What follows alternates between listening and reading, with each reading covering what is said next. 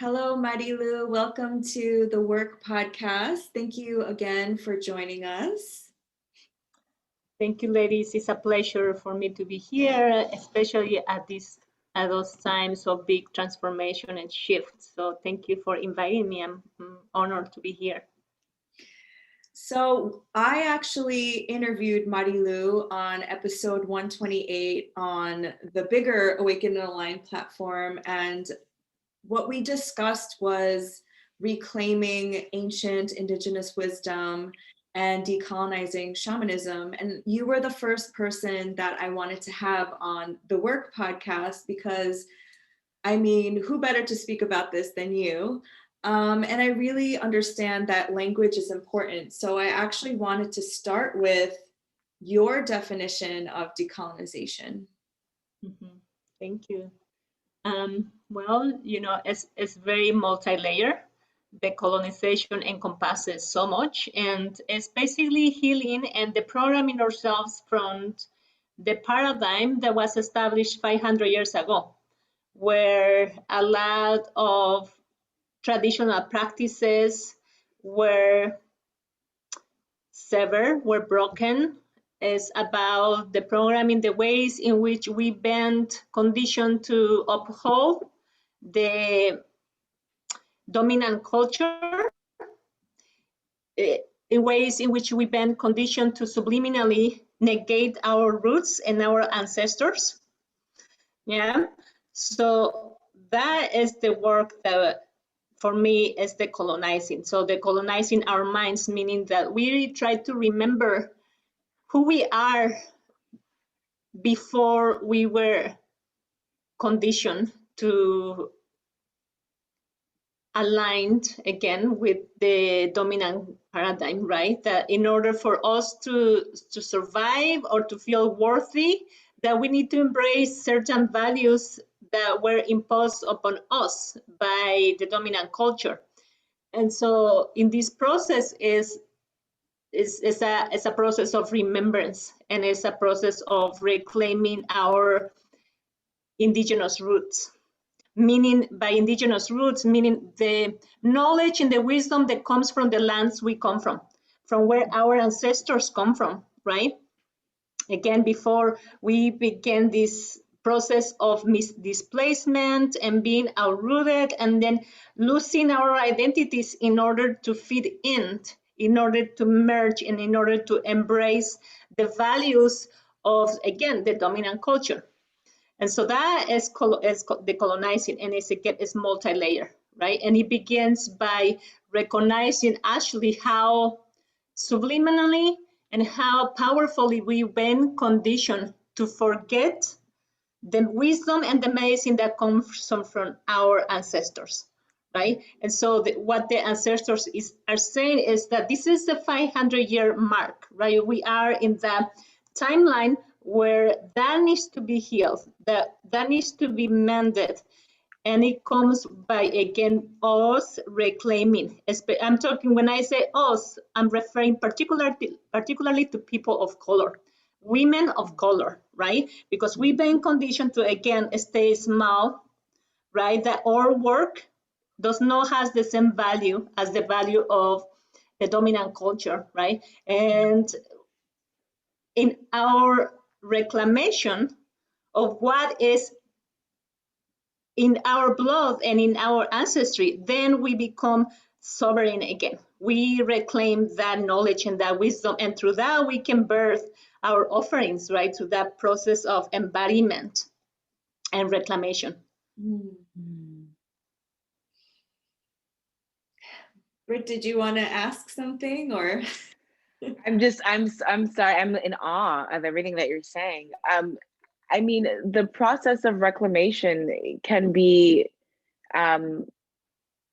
incredibly challenging. I mean, if you look at a few groups of color where, for example, I'll speak to Black and African peoples in America. Our history, our ancestry has been so erased that to connect to our lineage can be very challenging and feel quite daunting.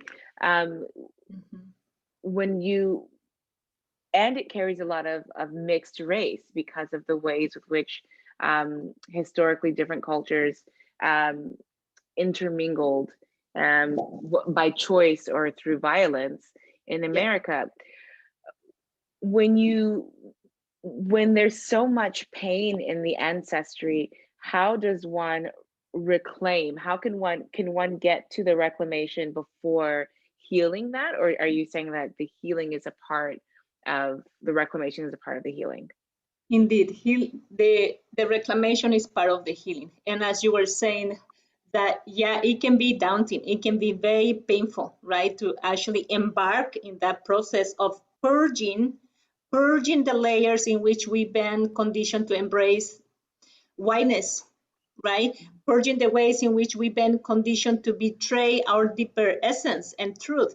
And the reason why is challenging is because, again, we begin to unravel the pain, the trauma that lives within, that maybe is not ours, because we have maybe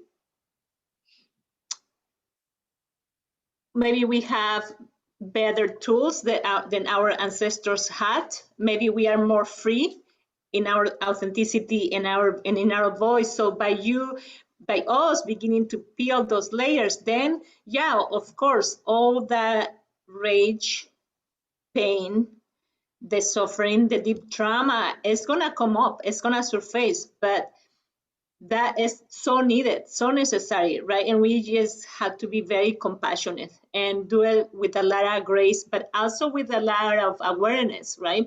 And again, instead of feeling ashamed for feeling the anger or the rage or the fragmentation, that we use that as the medicine, right? That we see it, okay, this is what is coming, but I need to feel it first in order for me to be able to then heal it and release it, right? So all of those layers need to be felt, need to have a space where we can grieve for the ancestors, that we can grieve for the land. And in us doing that, we then begin to remember the times where we were a lot more whole and integrated and connected to our roots and identities, right? So all of that information, just as the pain lives in us and the trauma, also the resiliency and the wisdom of the ancestors.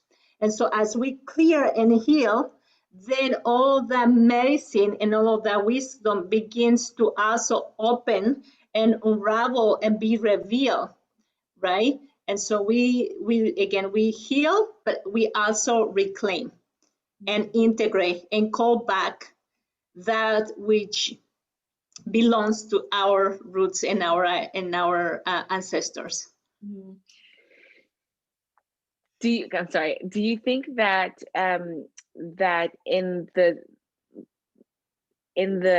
reconnecting to that which has been suppressed across the world, do you think that there can be transcultural medicine that can help support different groups into their healing process? Yes, absolutely, absolutely. And yes, we, with that comes a piece of making sure that we are not culturally appropriating, right?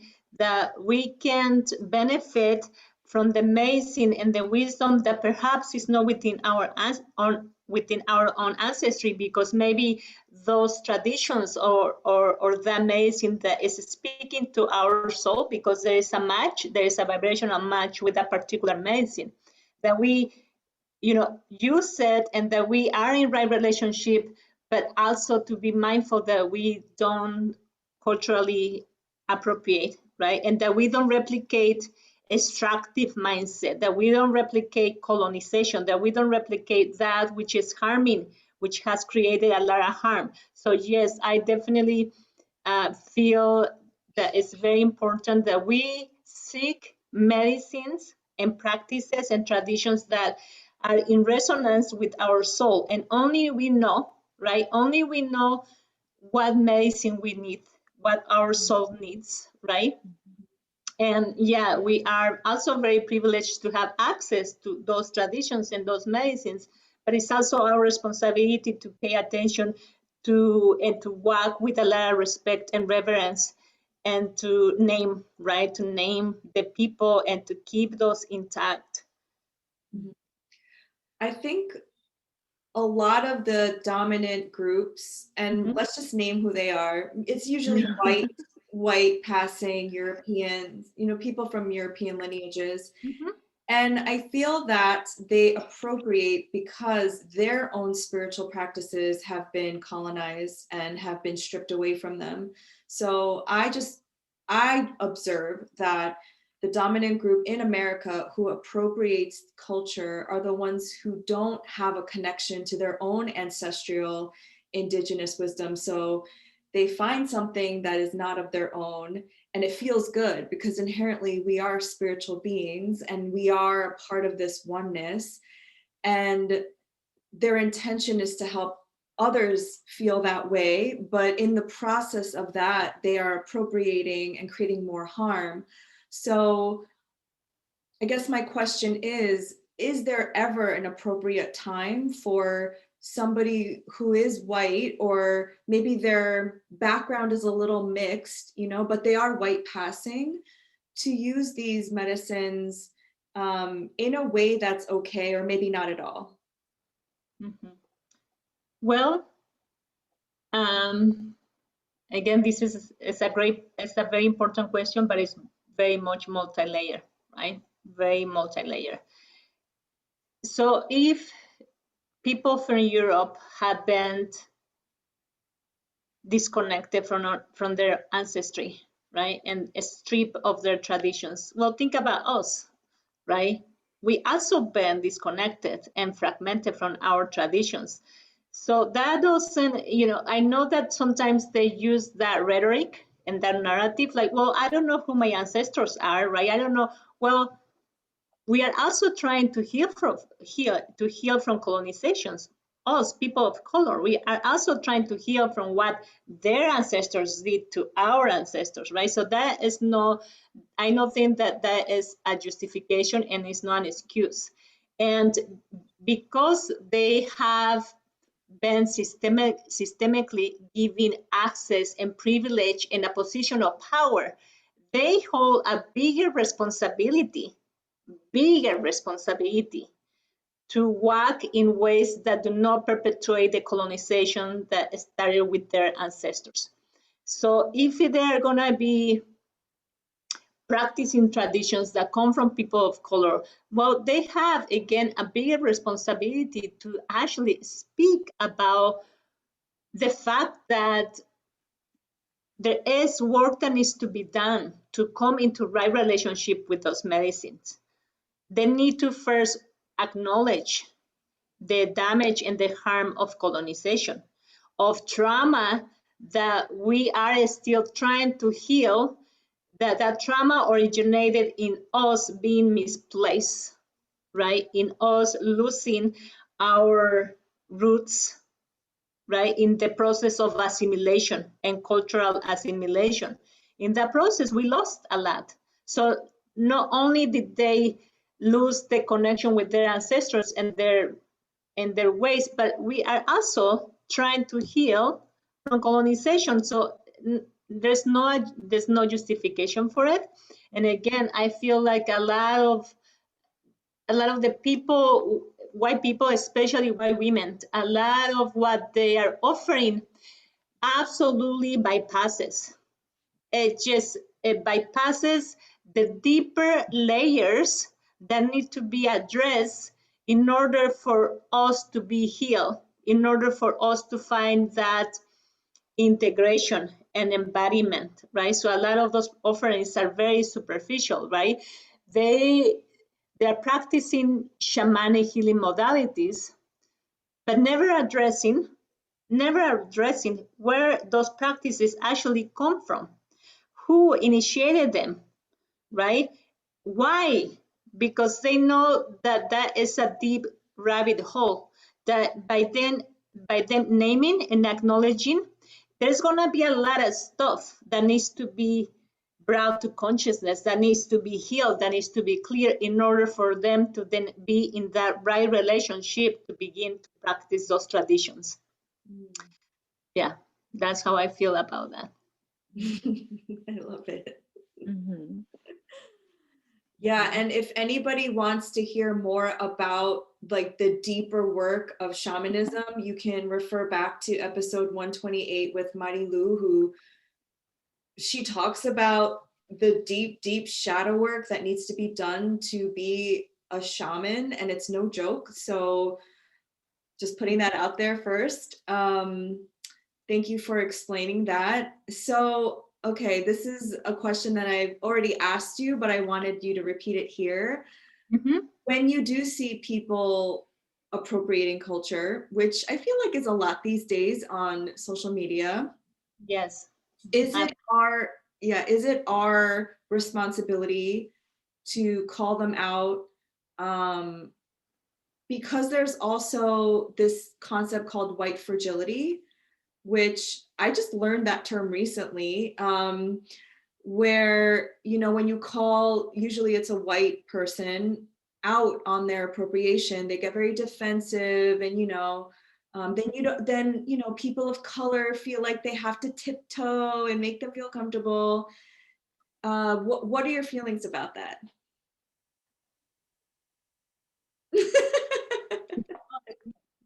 Yeah, thank you. Because it's so rampant right now, right? There's so many privileged people who are offering and co-opting indigenous practices like shamanism, like cacao ceremonies, like even ayahuasca ceremonies. And, you know, those are practices that come from people that to this day are marginalized. So because of the fact that it's happening a lot more everywhere, and that whether it's acknowledged or not, it replicates colonization and it harms, especially if they are unwilling to name the practices and to name the people the practices come from, especially if they refuse to give back to the people from who those medicines come from. And if the groups are not inclusive, right? If the people attending their ceremonies look just like them and they are held in a bubble of privilege, yes, absolutely. I have no issue calling out because I feel that we can do better. And them, because again, they hold systemic giving privilege, can do better. And it's okay to be uncomfortable for a little bit so that they can maybe self-examine and reflect, right? How am I harming? Am I replicating colonization? And how can this uncomfortable feeling be used to catalyze real change? And how can I be in better relationship, right? And so that is the medicine that is needed, right? And of course, sometimes when I feel that I need to call out because it just seems so blatant and so extractive, you know, I have people telling me that I am hateful, that I am divisive, that I'm not in the love and in the light, right? And they use this rhetoric that, okay, so we are all one. We are all one. We should all share the medicine and the practices, yeah? Like, why stay in that negativity, in that low vibration? Mm-hmm. Well, I say that we are all one when everybody has the same access and the same privileges than the people in the dominant culture. Then we are all one, right? When we are acknowledging and doing the reparations, not just in the social media, but when we are when nobody's seeing us, right? That we are actually actively doing the work to repair lands, to give back, right? That is, to me, again, spirituality and social justice go hand in hand. Otherwise, it's just very superficial. It's just like it stays again in this like very superficial way, because again, if we begin to actually go to the deeper layers, we can see that there is so much that needs to be healed and mended and come into right relationship, so that we can then as collectives really thrive and really like, you know, be conscious of how, whether we are aware of it or not, how we, you know, even in spirituality, we can replicate harmful systems. Susanna Berkataki speaks about something you just said, Marilu, where she says that she speaks to it in relationship to the yogic traditions, but she mentions that social justice goes hand in hand with ahimsa, with non-harming, with the practices, the spiritual and wellness practices that we all seek to embody. Why do you think that people have such a challenging time really bringing these two things together? Yeah, because I feel like we have, you know, with this notion that to bring up injustice and to bring up like heavy, right? Heavy issues or like shadow aspects is a low vibration, right? And so we just want to be in this high vibration where it's all spirituality and we are all one, and you know, and it's all beautiful. I think because of that, because we have a very wrong notion of what true spirituality means, right? And again, especially because a lot of those practices, even with the COVID pandemic, right? Just a couple of weeks ago, then the big amount of people in India that were, you know, losing their lives. And I saw a lot of silence, right? Like in the yoga groups and the yoga communities. It's like, okay, this is your opportunity, right? Karma, dharma, this is your opportunity to actually raise awareness, not in a performative way, not in a performative way, but in a way that really recognizes that if you are making a livelihood based on traditions that come from people who are struggling, the least you can do is to raise awareness, right? And even if that means losing your followers, even if that means like being uncomfortable a little bit. So there was a lot of silence, right, with that. Like, and again, and I was also seeing the rage of women who are actually from India, or whose ancestors are from India. And they were saying, okay, where are all the illuminated yogis and yoginis right now when we need the support, when we need to raise that awareness, right? So again, how those multi-million-dollar companies that have benefited from the yoga philosophy, and now more recently now with the shamanic practices of indigenous people, how are they, you know, coming into that right relationship? How are they giving back? And again, that is part of repairing, that's part of mending, and that's very spiritual, right? To me, that's very spiritual, because we can all talk about like, you know, self-care and bubble baths and resting. Yes, absolutely. I'm not saying no. We want to be well resourced and we want to be well rested, but also to speak up, right? We want to be in our power, but without bypassing. See, that's the thing. It's the bypassing component of the deeper layers of, you know, what it is to be spiritual that is missing, and that is the link that needs to be integrated. Otherwise, we're just really replicating a very narrow, very superficial notion of what spirituality is, and rest and self-care and embodiment. Yes, yes to all of that. Absolutely. Right? To pleasure, to pampering yourself, to taking baths. Absolutely. But we cannot forget to also give back, to raise awareness to the fact that there's a lot of people suffering, and those people have sacrificed so much persecution and so much ridicule in order for us who are privileged to have access to those sacred traditions, to cacao ceremonies, for instance, to yoga practices, to soul retrieval practices, right? There's people that have sacrificed a lot. We cannot forget that, right? That again is a very fragmented way of seeing things, to me, in my opinion.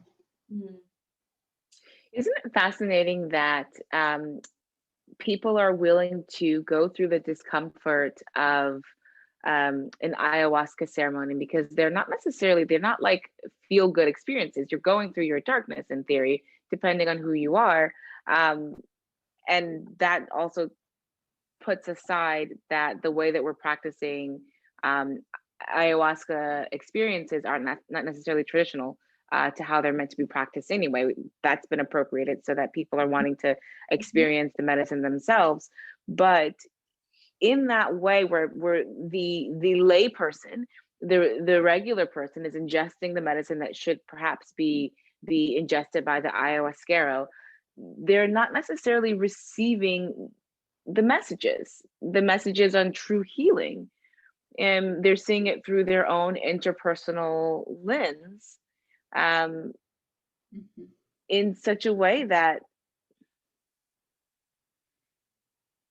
they potentially missed the mark, but they're still willing to go through that discomfort versus the discomfort of just having to adjust your behavior and the way you see the world and your thought processes, which to me feel a little bit less painful, you know? Yes. Don't they?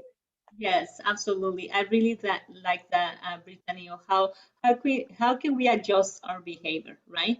Not because plant medicines are readily available for us, and anybody now can claim that they are shamans, right? That they now have this right to offer ayahuasca, to administer ayahuasca, right? And again, being very mindful, because those are sacred plant medicines. They're sacred, and they exist within a culture, and they exist within a context and within a people, right? And that is the thing, that because it is so trendy and people want to have the experience, well, you know, again, it's the need for self examination first, right? And you know, I feel that even choosing to partake in ayahuasca and being in this country, that is another layer, right? That is another layer that I don't recommend. I always say, you know, if you are being called to either represent a lineage or practice a medicine that is outside of your own lineage, well, go to the original people, go to the source, learn from them, right? Because again, a lot of those practices have been whitewashed, convoluted, outrooted, and there's this lack of root to those practices, to those medicines, and in that they lose a lot of their power and their essence to heal, because that's what they do. They heal people, and heal people that have experienced, again, severe trauma, and that people that have experienced a lot of heartache and pain. That is the purpose. It's not just to have an experience, right? It's just like, oh, because it is trendy, I'm going to have the experience. And because I feel this sense of entitlement that, oh, I can take that, right? I can now partake, and I can jump timetables and timelines and now call myself a shaman because I just feel called, right? And it's being downloaded to me by a spirit. No, absolutely no, right? No. Everything has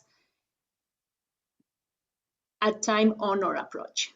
We cannot, like, you know, get to a certain point without, again, addressing the many layers and the many complexities of our realities at this point, especially right now, right? Especially right now, where so much is shifting, and we are really wanting to liberate ourselves of those oppressive systems, that we need to, you know, be willing to do the work. And I feel that one of your questions in the mail that you sent me is like, okay, so what we, people of color, what it is our work to do. And I feel like our work to do is to really be unapologetic, really speak and really allow ourselves to find our courage and our power, right? And to not feel that we need to maybe, be careful how we say things and if we are making people uncomfortable, because again, that is part of the programming, that we don't want to we don't want to create ripples and that we don't make people uncomfortable. No, we now get to really speak our truth. We get to reclaim our wisdom. We get to reclaim our identities, and we also get to be open to abundance, right? To the abundance that is our right. Right. And so a lot of times what I feel is that we still have this unconscious belief that we are not quite worthy, or that if we upset people, we may be ostracized, or we don't want to, cause like discomfort. No. That is also actually how we are kept disempowered. Right? That's how we are kept disempowered. That's how we keep feeling those emotions, like again, like the frustration and the rage, is because we are still not giving ourselves the permission to actually step in our power, to step in our truth, to walk the path that feels in alignment to our being, and also like to, walk with the wisdom of our ancestors and to honor them and to reclaim. It's that reclamation. And again, through the process of decolonizing and the programming of ourselves, of the ways in which we've been subliminally conditioned to fit in, right, to like blend, that we begin to liberate ourselves from all of that. Can I ask you a question? Oh, sorry, Yes. sorry, Laura, this is my last one. I was just gonna say, I love that you said that, because Brittany and I were talking about this yesterday and today, about even saying white supremacy and white fragility and white privilege, because every time I speak to my white friends and I say those words, it's already like shut down mode, 3, 2, 1. I'm not gonna listen to what she has to say. It's like already the defensiveness comes in because I said the word white, and I feel that this like balance, because I believe this work starts with our community and the people that we surround ourselves with. So I want to speak about these things with them. If they choose to engage with me and still want to be a part of my life, they're going to have to at this point. Yes. But if I don't create a space where there is an opening and they constantly become defensive, then I feel like we'll never have these conversations. So I don't know if there's a question in there. I just wanted to mention that because I find myself picking my words now very carefully because I want to engage in these conversations, and especially in the wellness and spiritual spaces that I am a part of. The minute I say white supremacy or white privilege, it's like everyone leaves the chat. Yeah. And you are seen as divisive, right? And like, like angry. Well, I feel like people, especially white people, need to decenter themselves. They need to put aside their emotions and their feelings and be able and be willing to listen, to really listen, right? Because they may not consciously be perpetuating those ways, those harmful ways, but certainly they are benefiting from them, right? Because it's not maybe one particular white person, but it's a whole. It's that whiteness is a structure that whether they are aware of or they agree with it, they still benefit from it automatically, right? And so again, it's time for us to have those conversations. And if people are not ready because it brings up like, you know, the white fragility, or because they feel like, you know, it's very uncomfortable, and especially in spiritual circles, that, well, this is a spiritual circle, we don't talk about that. No, actually, spirituality goes hand in hand with social awareness and social justice. In my book, color, I hear that a lot. I don't see color. All lives matter. You know, those same things, and I'm just like, what? Yes, no, yeah, no, I think that we are mature enough, and the times call for a deeper layer of conversation where we actually get to have those conversations in a very honest way, right? This is the time. This is the time where it's very important. It's very important. Yeah. Go, Brit. Do you? That's okay. Do you think, Marilu, that the magic, and I'm putting that in quotes, but the wisdom and the healing properties in the plants is activated by the cells, by the connection to the bones and the skin and the heritage of the people who carry its lineage? Absolutely, 100%. I always say, you know, I will always say no. For me, especially if we talk about master plant allies like ayahuasca, she is in relationship. She works in partnership with Indigenous people from the Amazon, and just the fact that she's being misplaced and, you know, now taken out of that context and being ingested and being served in places like Europe, like America. To me, I find that a little bit dangerous because, again, there's a lot of shadows that need to be exposed, that need to be clear before people can be in right relationship with Mother Ayahuasca, right? So for me, yes, I feel that she has chosen, and not only chosen, but the people, the original carriers, they are born with the medicine, right? And it's passed down from generation to generation, from the great grandmother to the mother, and then it's passed in a line, and they have a very symbiotic relationship, right? So Mother Ayahuasca, in her intelligence, in her medicine, has a symbiotic relationship with Indigenous people. And that needs to be honored, and that needs to be acknowledged, right?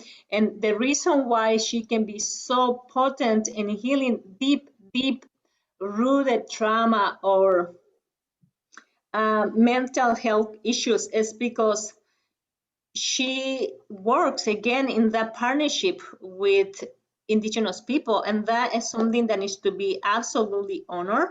And if it's somebody that is outside of that culture and that land wants to administer medicine, they have a big responsibility to first come in right relationship through doing major shadow work, major deprogramming and deconditioning, so that, you know, they can be worthy of working with that medicine. That is something that, you know, we don't mess up with. That needs to be honored. And the reason why there's so many horrific stories of people, you know, losing their minds or like having a big, you know, horrible experience with the plant is because, again, people think that, you know, just because it is accessible to them, that they can't, you know, administer the medicine. And it's not that way.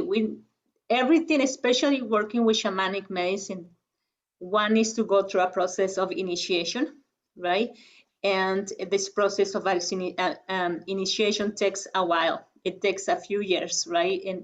In order for us to actually get to know the deep intelligence and the resonance and the medicine at which the plant is vibrating at, right? So we need to match the vibration and the frequency of the plant and be in that right relationship. Otherwise, instead of serving medicine, we can, you know, potentially harm people, and we can't create more trauma. Yeah, it's like the medicine chooses the person, it sounds like. Yeah, absolutely. It's the spirit, because all the plants have a spirit.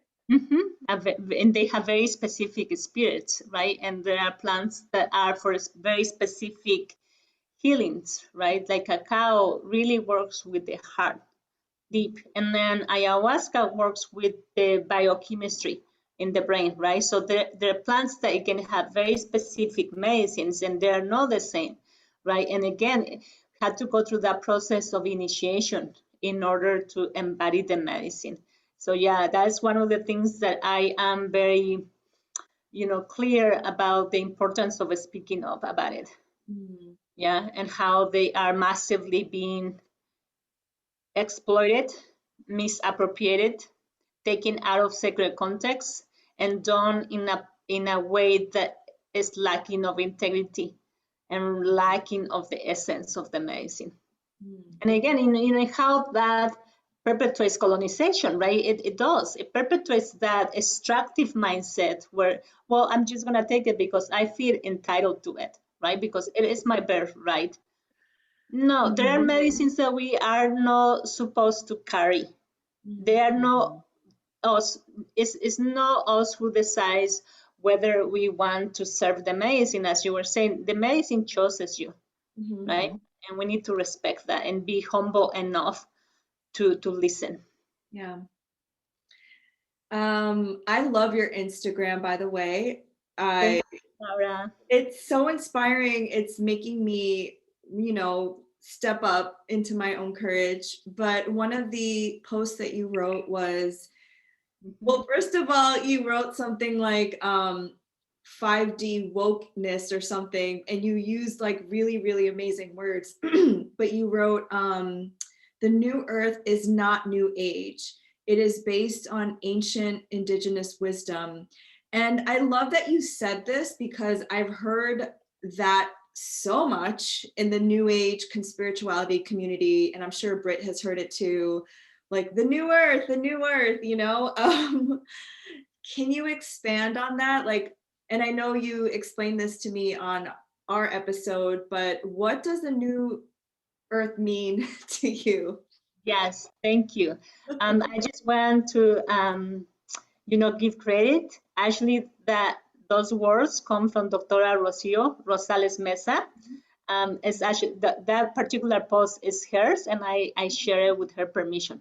Yeah, she's a decolonizing doctor, a woman of color. But what the new earth is actually based on the prophecies of indigenous people, right? The prophecies of the seers, the prophecies of the people of the Americas. And this is the time where a lot of those prophecies that come from the Inca people, from the Toltec people, from the Hopi people, from the Maya people, this is the time where all of those prophecies merge.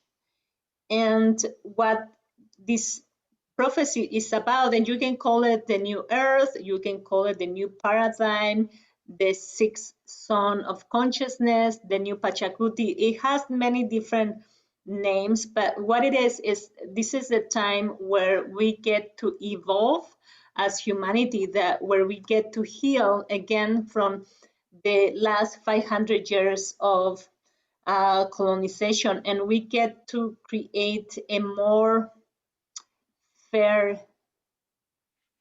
planet and create systems and structures that are in better harmony with the earth and where life is respected, right? So it's actually, we are in the time of the prophecies, indigenous prophecies, again, the prophecies of the seers of the old time, where they are seeing this time as an opportunity for us to take an evolutionary leap as a collective for the benefit of all people, but again, without bypassing, right? Without bypassing. So in order for us to be able to actually align with that new possible trajectory or the new Earth, we need to come into right relationship, and we need to do a lot of that shadow, murky, uncomfortable healing at the very deep cellular level. Right? That is important, because in us being willing to clear and to release those systems from our consciousness, but also from our relations, right? That in order for us to be able to go with this new possibility for humanity, we are being called again to dismantle, to illuminate the shadow, to illuminate the places where we have come off alignment with the web of life, where we have learned to be extractive, to be in competition, to operate and to see life from a very extractive, very competitive, and very fear-based lens. And so this is the time where, again, we are given the opportunity to birth a new way forward, to birth a new paradigm, but without, again, bypassing, right? So this is, again, why it's so important that we have those uncomfortable conversations, that we make space and room for the anger, the rage, the places where we still are carrying ancestral grief and ancestral trauma and pain, because in us doing that, then we liberate ourselves, and we also liberate the 7 generations behind us, our ancestors and our descendants, right? So it's this idea of coming, in better alignment with the Earth, and doing our purging work. Because yes, I do believe that we can dream into being new systems that serve everyone, that are not based or built on the backs and the oppression and the suffering of others, but systems and structures that are built in cooperation, that are built in integrity, and they are built in right relationship. It's possible, but we had to conspire with that, and we need to do the work so that we are very clear with what it is that we are colluding with at this time. Do you think that the vibrational frequency of the collective is hindering the evolution, like the vibrational frequency of supremacy that that lives in the bodies of many white presenting people is preventing the collective from, or the prophecy, for example, of moving forward in a quicker rate? Absolutely. Yes. Why? Because it threatens their position of power. It threatens their position of privilege, right? And they don't want to relinquish that position.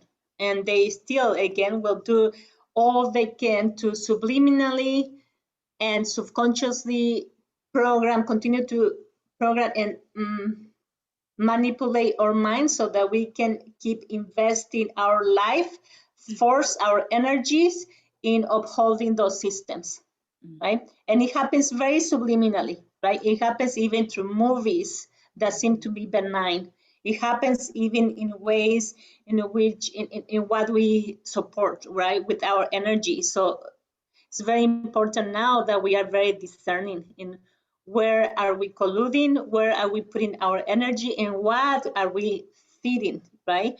Because of course, the people who have benefited from this system are not wanna be, a lot of them are not willing to actually give some of that power, and because again, it benefits them. So it can be a little bit scary, and that's why they are trying to kind of misrepresent what those prophecies are, right? And paint them in a very superficial way. It's like, oh, New Earth is about being woken, and it's about being spiritual, right? And it's about like aligning you with your truth, and it's about like taking care of yourself. No, it's a lot more than that. It's actually it's about, it's about the dismantlement that needs to happen in order for us again to begin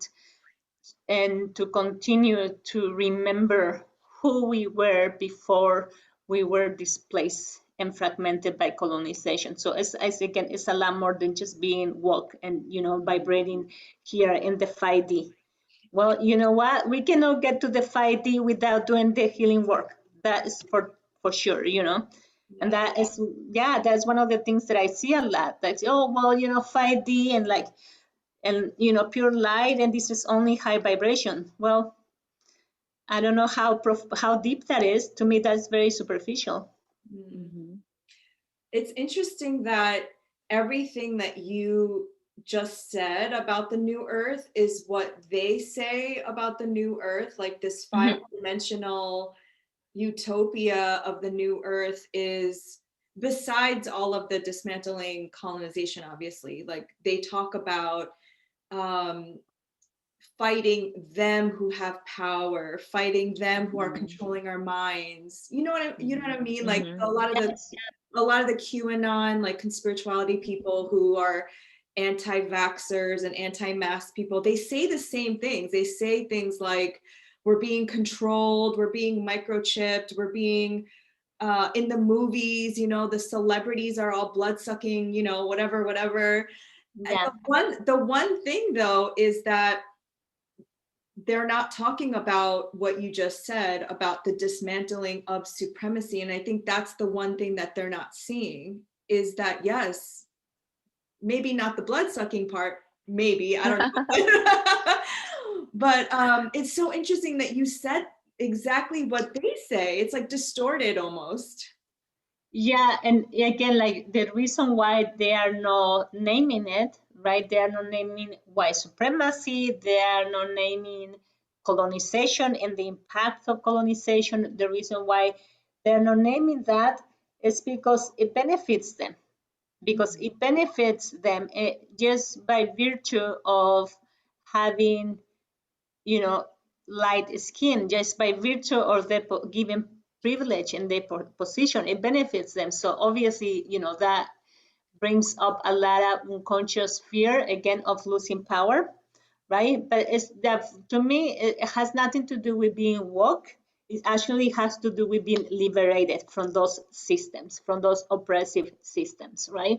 And it's not really like, you know, vibrating a higher frequency. It's actually like through that liberation and the composing of the oppressive systems, and through that process of healing and mending our ancestors, then we become a lot more integrated. And then through that, we are in our power, right? We are in our sovereignty and autonomy that, you know, may look different for them or for different people based on, you know, the level of privilege that they hold.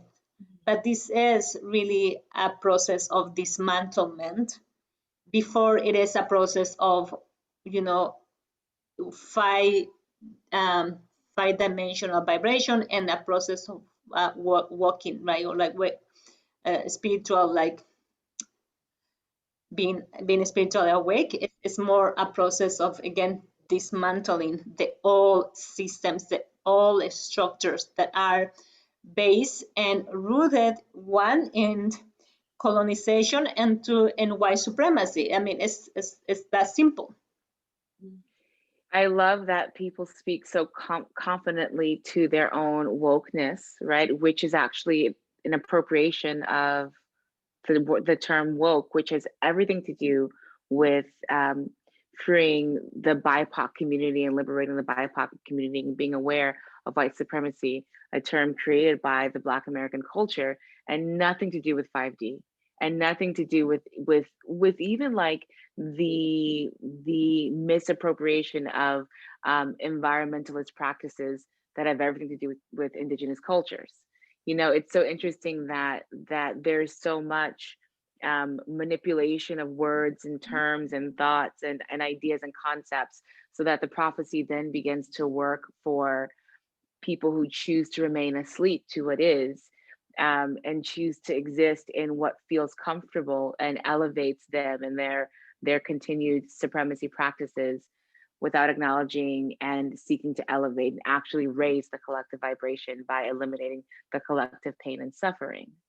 It's always fascinating to me how that language and that manipulation keeps the lid on, right? It prevents people from collectively evolving.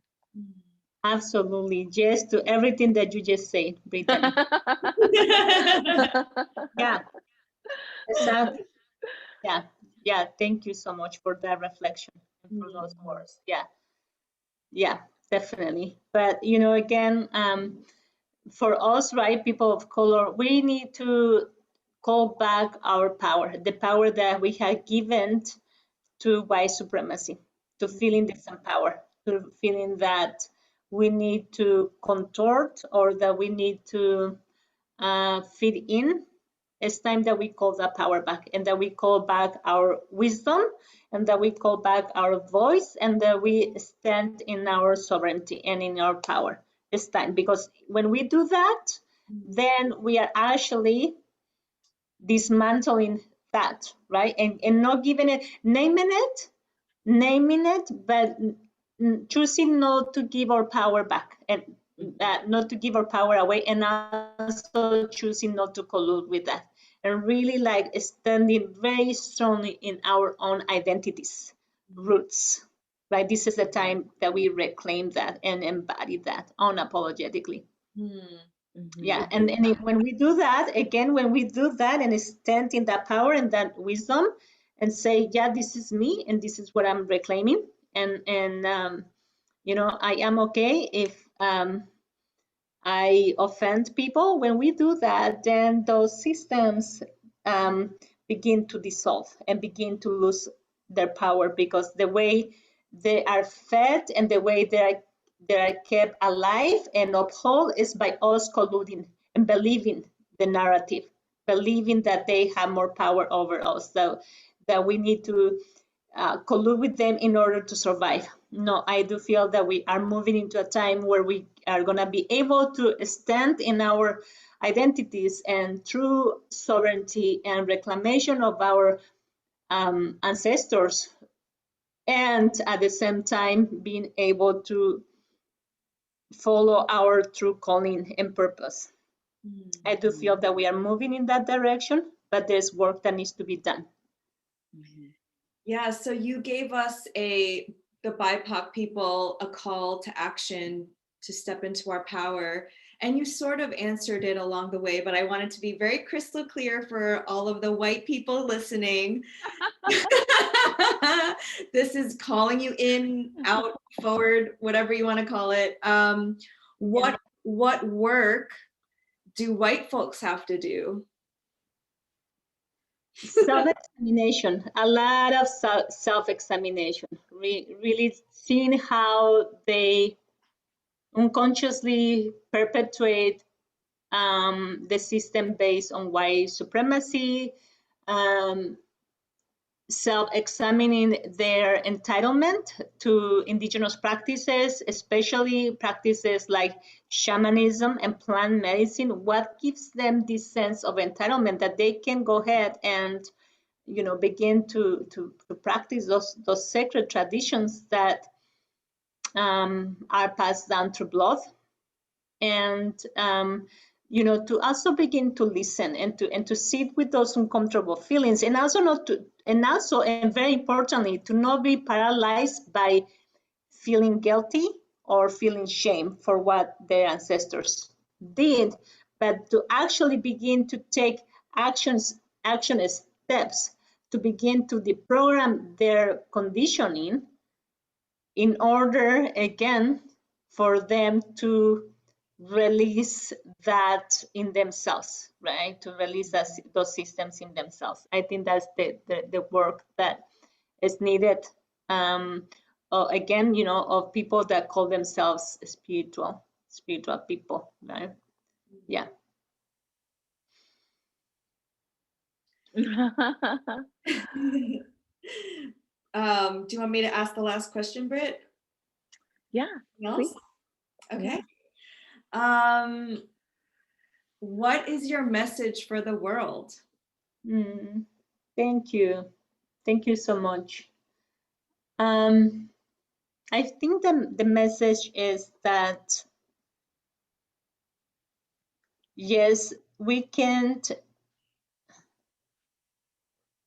learn to be